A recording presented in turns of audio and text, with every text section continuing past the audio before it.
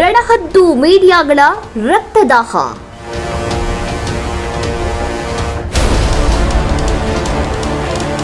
क्यों मैं इंडिया के लोगों से कहता हूं कि आपका मीडिया आपके साथ शारीरिक शोषण कर रहा है.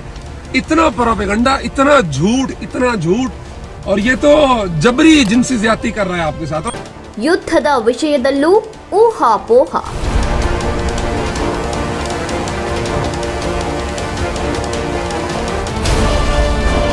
ವಿಷಯ ಏನೇ ಇರಲಿ ಅದಕ್ಕೆ ಇಲ್ಲದ ಮಸಾಲೆ ಮಿಕ್ಸ್ ಮಾಡಿ ಸುಳ್ಳುಗಳ ಖಾರ ಅರೆದು ಹರಡುವ ಸುದ್ದಿಗಳಿಂದ ನೋಡುವ ಕಣ್ಣುಗಳಲ್ಲಿ ಧಾರಾಕಾರವಾಗಿ ನೀರು ಬರೋ ಮಟ್ಟಿಗೆ ನ್ಯೂಸೆನ್ಸ್ ಮಾಡೋ ಮೀಡಿಯಾಗಳ ಖಯಾಲಿ ಯುದ್ಧದ ವಿಚಾರದಲ್ಲೂ ಕಡಿಮೆಯಾಗಿಲ್ಲ. ಇದೀಗ ಭಾರತ ಹಾಗೂ ಪಾಕಿಸ್ತಾನದ ನಡುವೆ ಬಿಗುವಿನ ವಾತಾವರಣ ಸೃಷ್ಟಿಯಾಗಿದೆ. ಗಡಿ ಪ್ರದೇಶಗಳಲ್ಲಿ ಯುದ್ಧದ ಬಿಸಿ ಹೊಗೆಯಾಗ್ತಾ ಇದೆ.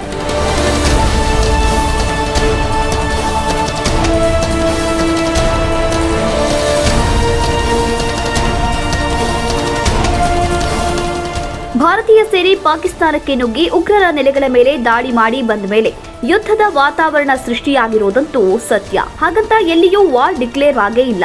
ಆದ್ರೆ ಈ ಕೆಲವು ಮೀಡಿಯಾಗಳು ಯುದ್ಧ ಶುರುವಾಗೇ ಹೋಯ್ತು ಅನ್ನೋ ಹಾಗೆ ಯಾವುದೋ ಹಳೆಯ ದೃಶ್ಯಗಳನ್ನ ಹಾಕಿ ಇವತ್ತು ಅಲ್ಲಿ ಬಾಂಬ್ ಬಿತ್ತು, ಇಲ್ಲಿ ಬಾಂಬ್ ಬಿತ್ತು, ಅಲ್ಲಿ ಎಷ್ಟು ಜನ ಸತ್ ಹೋಗಿದ್ದಾರೆ, ಇಲ್ಲಿ ಇಷ್ಟು ಜನ ಮರಣ ಹೊಂದಿದ್ದಾರೆ ಅಂತೆಲ್ಲ ಪುಂಖಾನುಪುಂಖವಾಗಿ ಸುದ್ದಿಗಳನ್ನ ಹಾಕಿ ಜನರ ದಾರಿಯನ್ನ ತಪ್ಪಿಸ್ತಿದ್ದಾರೆ.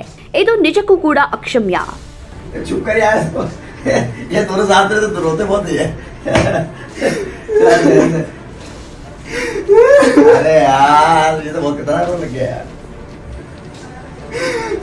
ಆಮೇಲೆ ಮೀಡಿಯಾದಲ್ಲಿ ಕೂಡ ಬೇರೆ ಬೇರೆ ಯಾವ್ದೋ ಹಳೆಯದನ್ನೆಲ್ಲ ಈಗ ನನಗೆ ಒಂದು ಪತ್ರ ಬಂದಿದೆ.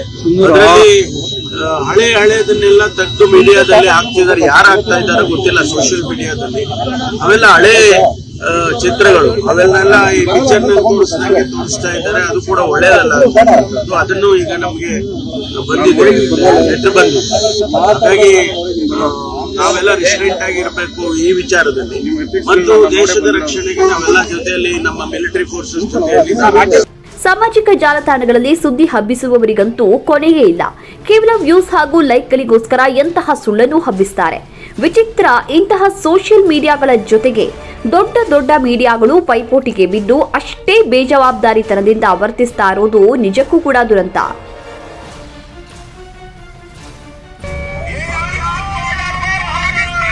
अस्सलाम वालेकुम रहमतुल्लाहि व बरकातुहू. रात मैंने वीडियो बनाई थी कि जनाब इस्लामाबाद पे अटैक कर दिया भारत ने और प्रधानमंत्री शहबाज शरीफ हाइड आउट्स चले गए, आर्मी चीफ को गिरफ्तार कर लिया गया है. सारी रात ये तमाशा हम देखते रहे और मजे की बात यह है कि वो जो मेरी वीडियो थी वो इंडिया के अंदर सबसे ज्यादा वायरल हुई और उनकी आवाम इनके मीडिया को गालियां देती रही. तो मैं एक दफा फिर जुमा तो मैंने कहीं और पढ़ा है, अभी गुजर रहा था मुझे ख्याल आया कि मस्जिद है माशाल्लाह भरी हुई है. आप देख सकते हैं गाड़ियों की लाइनें लगी हुई हैं. जो लोग जुमा पढ़ने के लिए यहाँ आए हैं बाइक से, पीछे बहुत दूर तक जो है ना ये इस्लामाबाद का एक मेन सेक्टर है उसकी मस्जिद का ये जो है ना वो सूरत हाल है कि लोग यहाँ पे जुमा पढ़ रहे हैं, तसल्ली के साथ आ जा रहे हैं. अब हमें देख रहे हैं, हंस रहे हैं, खेल रहे हैं, कूद रहे हैं. अभी जो है ना उनके मीडिया को देखे तो वो उठा के यही दिखा रहे हैं कि जी इस्लामाबाद तबाह हो गया. रात उन्होंने मेजर गौरव क्यों ये वीडियो टैग कीजिएगा, कह रहा था कि जी लाहौर पे कब्जा कर लिया, कराची पोर्ट पे कब्जा कर लिया, मिसाइल मारे जा रहे हैं. और एक बंदे ने तो पोर्ट को लाहौर में पहुंचा दिया कि जी लाहौर के समुद्रों में पाकिस्तान के खिलाफ जो है ना इंडियन नेवी पहुंच गई. खुदा का खौफ करो यार. क्यों मैं इंडिया के लोगों से कहता हूं कि आपका मीडिया आपके साथ शारीरिक शोषण कर रहा है. इतना प्रोपेगेंडा, इतना झूठ और ये तो जबरी जिनसी ज्यादती कर रहा है आपके साथ. और मजे की बात यह है कि वो जो मेरी वीडियो थी ट्विटर पे मेरे ख्याल कोई 20 लाख लोगों से ज्यादा लोगों ने अब तक देखी है और वहां पे अक्सर कमेंट्स इंडियन के हैं, वो भी गोदी मीडिया और अपने मीडिया वालों को जाकर बताएं, अपनी आंखें खोलें, अपने मीडिया को समझाएं, भिगोए हुए लित्तर इनके मुंह में मारे कि इंसान बनो.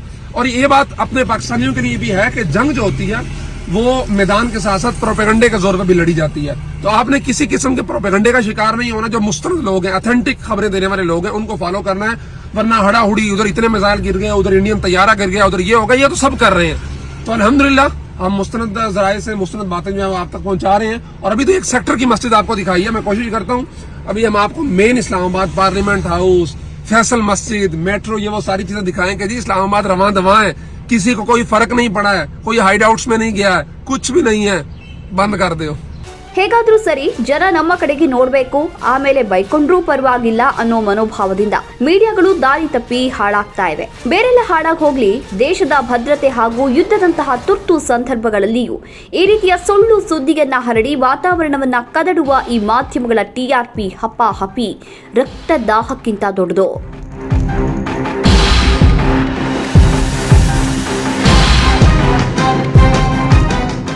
ಒಂದ್ ಕಡೆ ಜಮ್ಮು ಏರ್ಫೋರ್ಸ್ ಬೇಸ್ ಮೇಲೆ ಬಾಂಬ್ ದಾಳಿಯಾಗಿದೆ ಅಂತ ಸುದ್ದಿ ಹಬ್ಬಿಸ್ತಾರೆ, ಜೊತೆಗೆ ಬಾಂಬ್ ಬ್ಲಾಸ್ಟ್ ದೃಶ್ಯ ಕೂಡ ಹಾಕ್ತಾರೆ. ಆನಂತರ ಫ್ಯಾಕ್ಟ್ ಚೆಕ್ ಮಾಡಿದಾಗ ಗೊತ್ತಾಗುತ್ತೆ ಅದು 2021ರಲ್ಲಿ ನಡೆದಂತಹ ಕಾಬೂಲ್ ಏರ್ಪೋರ್ಟ್ ದೃಶ್ಯ ಅಂತ. ಮತ್ತೊಂದ್ ಕಡೆಗೆ ಭಾರತದ ಎಲ್ಲಾ ಕಡೆ ಏರ್ಪೋರ್ಟ್ ಬಂದ್ ಆಗಿದೆ ಅಂತ ಯಾವುದೋ ಮೀಡಿಯಾ ಬಡ್ಕೊಳ್ಳುತ್ತೆ. ಅಸಲಿಗೆ ಅಂತಹ ಆದೇಶ ಬಂದೇ ಇರೋದಿಲ್ಲ. ಯುದ್ಧದ ಸಾಧ್ಯತೆ ಇರುವಂತಹ ಇಂತಹ ಸಮಯದಲ್ಲಿ ಹೀಗೆ ಹಸಿ ಸುಳ್ಳುಗಳನ್ನ ಹಬ್ಬಿಸಿ ಜನರನ್ನ ದಿಕ್ಕು ತಪ್ಪಿಸುವಂತಹ ಇಂತಹ ಬೇಜವಾಬ್ದಾರಿ ಮೀಡಿಯಾಗಳ ಬಗ್ಗೆ ಕ್ರಮವನ್ನ ತೆಗೆದುಕೊಳ್ಳಲೇಬೇಕು.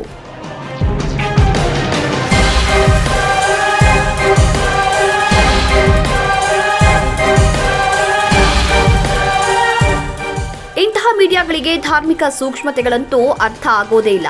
ಧರ್ಮದ ಹೆಸರಲ್ಲಿ ಕಿಡಿ ಹೊತ್ತಿಸಿ ಅದರಿಂದ ಬೀಳುವಂತಹ ಬೆಂಕಿಯನ್ನೇ ಬ್ರೇಕಿಂಗ್ ಸುದ್ದಿ ಮಾಡೋ ಮೀಡಿಯಾಗಳು ಕನಿಷ್ಠ ದೇಶದ ಭದ್ರತೆ ಹಾಗೂ ಸುರಕ್ಷತೆಯ ದೃಷ್ಟಿಯಲ್ಲಿಯೂ ಹೀಗೆ ಕುರುಡಾಗೋದು ಅಕ್ಷಮ್ಯ. ನಮ್ಮ ಸೇನೆ ಮಾಡೋ ಅಸಲಿ ಯುದ್ಧಕ್ಕಿಂತ ಈ ಮೀಡಿಯಾಗಳು ಮಾಡೋ ನಕಲಿ ಯುದ್ಧವೇ ಜೋರಾಗಿರುತ್ತೆ ಅನ್ನೋದು ತಮಾಷೆಯಾದ್ರೂ ವಿಷಾದದ ಸಂಗತಿ.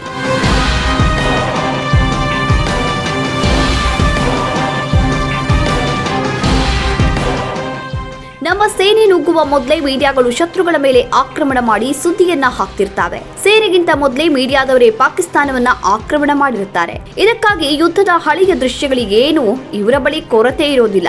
ಯಾವ ಸ್ಟಾಕ್ ವಿಡಿಯೋ ಸರಿ ಹೊಂದುತ್ತೋ ಅಂತಹ ದೃಶ್ಯಗಳನ್ನ ಹಾಕಿ ಯುದ್ಧ, ಬಾಂಬ್ ಬ್ಲಾಸ್ಟ್ ಎಲ್ಲವನ್ನ ಇವರೇ ಸೃಷ್ಟಿ ಮಾಡ್ತಾರೆ. ಇನ್ನೂ ರೋಚಕತೆ ಬೇಕಾದ್ರೆ ಗ್ರಾಫಿಕ್ ಅನಿಮೇಷನ್ ಇದ್ದೇ ಇದೆ. ಹೀಗೆ ಒಂದು ಭ್ರಾಮಕ ಜಗತ್ತನ್ನ ಸೃಷ್ಟಿ ಮಾಡಿ ಜನರಲ್ಲಿ ಭೀತಿ ಹುಟ್ಟಿಸೋ ಇಂತಹ ಮಾಧ್ಯಮಗಳನ್ನ ಈ ಸಮಯದಲ್ಲಾದರೂ ನಿಯಂತ್ರಣ ಮಾಡುವುದಕ್ಕೆ ವಿಶೇಷ ಕಾನೂನನ್ನ ತರೋದು ಅಗತ್ಯವೂ ಹೌದು.